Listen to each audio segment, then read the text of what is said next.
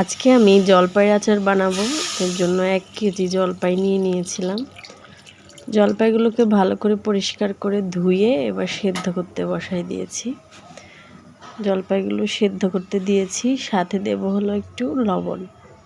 লবণ দিয়ে ঢেকে জলপাইগুলো সিদ্ধ করে নেব। খুব একটা বেশি সময় লাগে না সিদ্ধ হতে। এই তো আমার জলপাইগুলো সিদ্ধ হয়ে গেছে একদম সুন্দরভাবে। এবার এগুলোকে নামিয়ে নেব।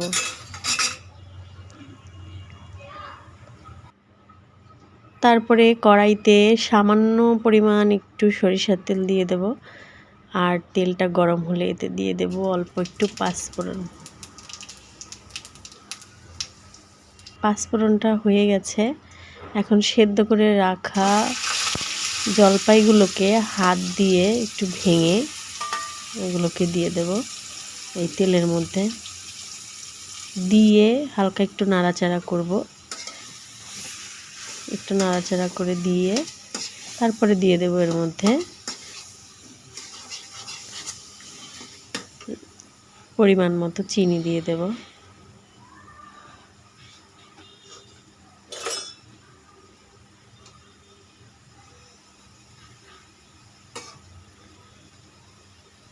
কয়েকদিন ধরেই খেয়াল করছি আমার বড় ছেলে ভ্যান গাড়ি থেকে আচার কিনে কিনে খাচ্ছে।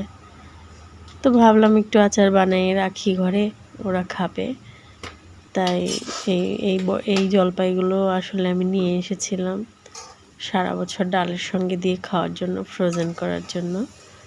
তা আমি আম, তারপরে চালতা, জলপাই সামান্য কিছু কিছু করে একটু ফ্রোজেন করে রাখি টক ডাল খাওয়ার জন্য। তো সেজন্যেই মূলত এই জলপাইগুলো নিয়ে এসেছিলাম। তো এখন ওর আচার খাওয়া দেখে তাই ভাবলাম একটু আচারই বানাই দিই। তো আমি চিনি দিয়ে দিয়েছিলাম, আমি পরে আরও একটু চিনি দিয়ে দিয়েছিলাম, আর দিয়ে দিয়েছিলাম হলো লবণ। যেহেতু সিদ্ধ করার সময় আমি অনেকটা লবণ দিয়েছিলাম, তাই এখন লবণের পরিমাণটা একটু বুঝে শুনেই দিতে হবে। এই যে চিনিগুলো আমার একদম গলে গেছে।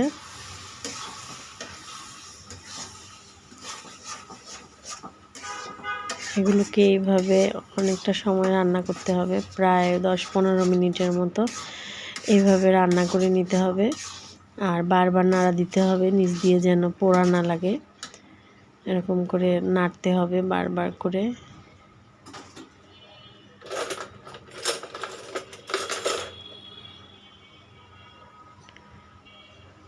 আর এই যে আগে থেকে তৈরি করে রেখেছিলাম এই মশলাটা, তো এটা দিয়ে দিলাম। এটাই হলো আচারের আসল স্বাদটা এটাতে আসে।